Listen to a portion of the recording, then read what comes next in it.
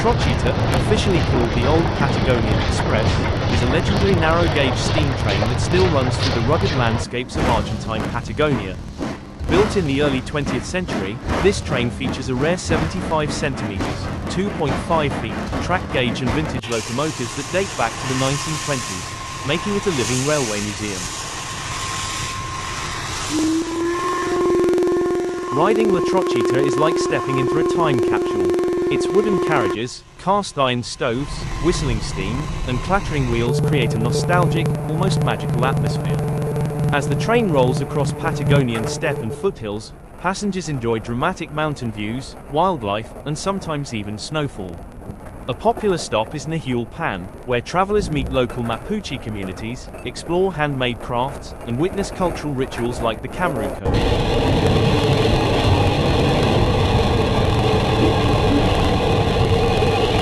Trochita became internationally famous through Paul Theroux's travel book The Old Patagonian Express, 1978, which chronicled his train journey through the Americas ending in Patagonia. Since then, it has become a symbol of Argentine heritage and southern identity.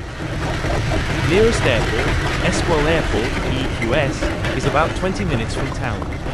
Flights from Buenos Aires, AEP, via Aerolíneas Argentinas, often with stopovers, are available. Long-distance buses are available from cities like Bariloche, Trelew and Buenos Aires. Buses arrive at Esquel bus terminal, close to town center. To visit La Trochita, the Old Patagonian Express, there are two main starting points depending on which route you want to experience, Esquel and El Maitén. The train runs round trips from Esquel to Nahuel Pan, around 18 kilometers round trip. The train departs from Esquel station, within the town. In short, La Trochita is not just a train, it's an emotional and historical voyage through the heart of Patagonia. It connects past and present, steam and story, track and traveler. A truly unforgettable ride for lovers of trains, landscapes, and living history.